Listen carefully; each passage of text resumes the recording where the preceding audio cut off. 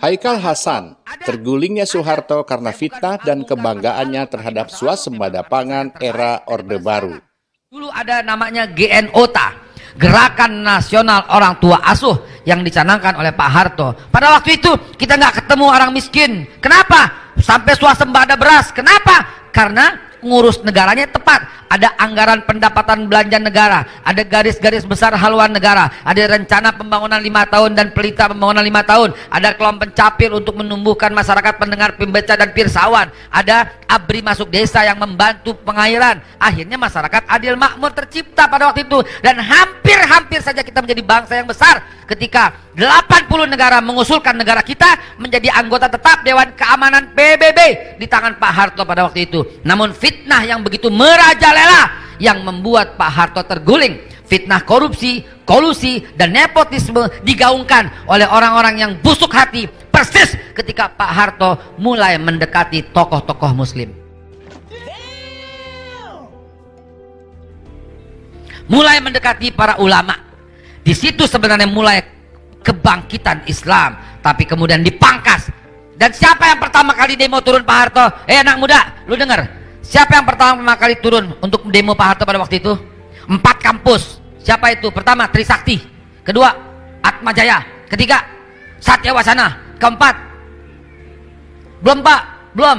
Ini 4-4-nya masih kampus Kristen yang berafiliasi dengan CSIS. Mau apa ini sebenarnya semua? Pak, saya dosen di 8 universitas pada waktu 98. Aneh tahu bagaimana cara turunnya Pak Harto pada waktu itu. Difitnah habis-habisan. Saya dibayar, kami semua dibayar 100 juta rupiah untuk teriak turunkan Soeharto, turunkan Soeharto.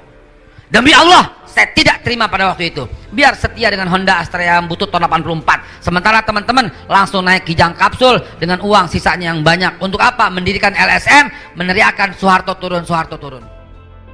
Ini orang-orang tua saya lihat ada di sini. Kau harus bicara sebagai saksi bahwa dahulu kita tidak ada yang lapar di negara ini. Kenapa? Karena kelompok pencapir yang dibuat oleh Pak Harto pada waktu itu mampu membuat kita swasembada. Tidak ada orang yang lapar, negara kuat. Bukan cuma itu, tidak ada perbedaan yang signifikan dalam beribadah, dan gak ada yang mengkafir-kafirkan, dan gak ada yang membid'ah-bid'ahkan. Kenapa? Karena Yayasan Amal Bakti Muslim Pancasila menebar dai ke seluruh pelosok, menebar imam ke seluruh pelosok. Ini baru saya cuplikin 1 titik, 1 kisah, padahal masih banyak lagi yang luar biasa. Dari video tadi kita makin paham bahwa Haikal Hasan memang pendukung keluarga cendana, begitu tendensius dan membabi buta membela Soeharto. Dalam narasi ini tidak akan membahas bahwa Soeharto digulingkan gara-gara fitnah KKN dari sekelompok anak muda yang disuap oleh seseorang. Entah siapa orang yang dimaksud. Yang jelas Haikal Hasan menuduh gerakan mahasiswa 98 tidak murni gerakan masyarakat.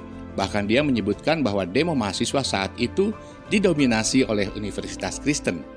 Kami juga tidak akan membahas tentang pendapat Haikal Hasan bahwa Indonesia pernah diusulkan oleh 80 negara di dunia untuk menjadi anggota Dewan Keamanan Tetap, dan juga soal Gerakan Nasional Orang Tua Asuh.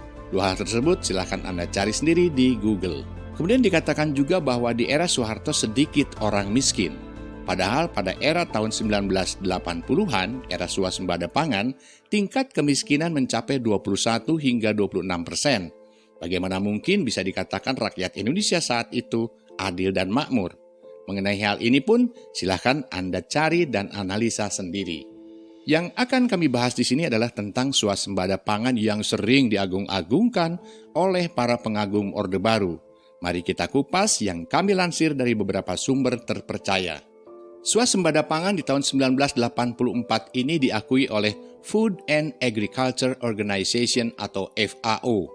Selama periode ini, Bulog memiliki hak monopoli untuk mengimpor beras dan komoditas pangan pokok lainnya seperti gula, gandum, jagung, dan kedelai. Butuh lebih dari 3 periode bagi Soeharto untuk mencapai swasembada pangan, karena swasembada pangan baru dicapai Soeharto setelah 17 tahun kepemimpinannya. Dalam konteks kekinian, sepertinya mustahil bagi siapapun presidennya untuk mencapai swasembada pangan, karena sejak era Soeharto lengser, tidak ada satupun presiden yang pernah berkuasa lebih dari 10 tahun, Itu pun baru Presiden Susilo Bambang Yudhoyono (SBY) yang punya kepemimpinan 10 tahun. Ada bagusnya era swasembada pangan ini, tetapi jangan lupa banyak juga minusnya karena di bawah paksaan atau tekanan. Swasembada beras terlaksana namun tidak sustainable atau berkelanjutan. Soeharto hanya mampu membawa swasembada pangan sesaat saja, yaitu pada tahun 1984 dan hanya bertahan 5 tahun. Itu pun masih melakukan impor sedikitnya 414.000 ton. Setelah itu Indonesia kembali melakukan impor beras hingga berjuta-juta ton. Puncaknya terjadi pada tahun 90-an, Indonesia mengimpor beras hingga 6 juta ton. Dan pada periode tahun 1980-an tersebut, yaitu pada era swasembada pangan, angka kemiskinan berkisar antara 21 hingga 26%. Artinya, para petani tidak makmur, tidak berbanding lurus dengan keadaan swasembada di zaman itu. Kemudian swasembada pangan ketika di zaman Orba itu diartikan secara sempit sebagai program berasisasi. Padahal, swasembada pangan tidak harus melulu soal beras. Namun banyak bahan pangan lainnya yang bisa dimanfaatkan masyarakat.